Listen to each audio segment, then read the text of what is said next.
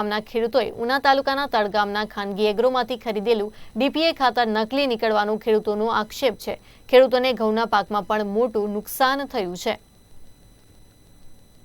કોડીનાર તાલુકાના મિતિયાજ ગામના ખેડૂતોએ ઘઉંની વાવણીના સમયે ખાતરની ખાસ જરૂરિયાત સમયે ઉના તાલુકાના તડ ગામે કિસાન એગ્રોમાંથી ડીએપી ખાતરની ખરીદી કરી હતી। આ ખાતર ખેડૂતોએ ઘઉંની વાવણી સમયે ઉપયોગ કર્યો। આજે અંદાજે 1 થી 1.5 મહિના થઈ ગયા હોવા છતાં પણ ઘઉંમાં વૃદ્ધિ ન થતાં ખેડૂતોને શંકા જતા નિષ્ણાંતોની અને ખેડૂત આગેવાનોની સલાહ લઈને તપાસ કરતા લીધેલું ખાતર નકલી હોવાનું જાણવા મળ્યું હતું, જેના કારણે ખેડૂતોનો ઘઉંનો પાક નિષ્ફળ ગયો છે। ખેડૂતોની પડ્યા પર પાટું જેવી સ્થિતિ થઈ છે। આ બાબતે કિસાન એકતા સમિતિ દ્વારા તમામ છેતરપિંડી મામલે ખેડૂતોની મુલાકાત લઈ ખાતરની લેબોરેટરી કરીને ખેડૂતોને તાત્કાલિક વળતર મળે તે માટે કિસાન એકતા સમિતિએ ખેતી નિયામક અધિકારી ગીર સોમનાથને પત્ર લખીને માંગણી કરી છે। અમારા ડીએપી આ ખાતર લઈ આવ્યા। અમારા ગામના ઝાઝા ખેડૂત છે એ આ ડુપ્લિકેટ ખાતરમાં હેરાન થઈ ગયા। એ આ ઘઉં જો આ એક દીના વાયેલ છે। આ ઘઉં ને આ ઘઉં એમાં જમીન આસમાનનો છે। એમાં ડુપ્લિકેટ મેળવ્યું। કોડીનાર તાલુકામાં વાળા તમથી લઈ આવ્યા। આ ડુપ્લિકેટ ખાતર તોડી દીધું। જે આ ડીએપીની જે અત્યારે ડુપ્લિકેટની બાબત ચાલે છે એ બાબતે હું કહેવા માગું છું કે આજે કોડીનાર તાલુકામાં જ્યારે વાવણીનો સમય હતો ઘઉંની, ત્યારે ખેડૂતોને બહુ અસર હતી ડીએપી ખાતરની।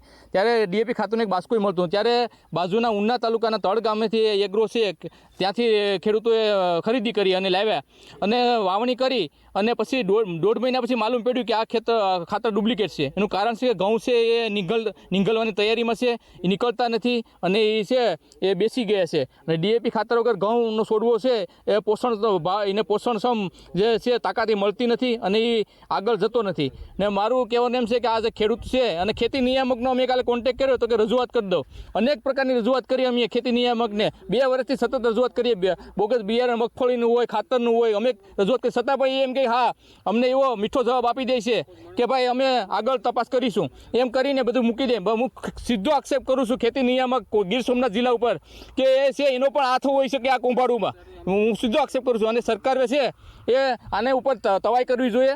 જે પણ જે હોય વસ્તુ એ પર્દાફાશ કરવો જોઈએ અને સરકારે પણ પગલાં લેવા જોઈએ। આ મામલે કિસાન એકતા સમિતિએ જણાવ્યું કે જ્યારે ઘઉંની વાવણીના સમયે કોડીનાર પંથકમાં ખાતરની તીવ્ર અછત હોવાથી અનેક ખેડૂતોએ જ્યાંથી ખાતર મળ્યું તે ખરીદીને વાવણી કરી હતી, જેમાંથી મિતિયાજ ગામના 20 થી 25 ખેડૂતોએ તડ ગામે એગ્રોમાંથી ડીએપી ખાતર ખરીદીને વાવણી કરી। પરંતુ આ ઘઉંને 1-1.5 માસ વીતવા છતાં ઘઉંની વૃદ્ધિ અટકી તેમજ પીળા પડવા લાગતા 3 વખત યુરિયા છાંટવા છતાં પણ વિકાસ થતો નથી।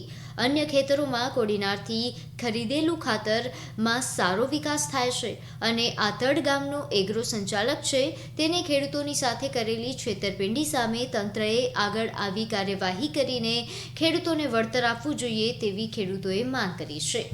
બ્યુરો રિપોર્ટ, નિર્માણ ન્યૂઝ, ગીર સોમનાથ।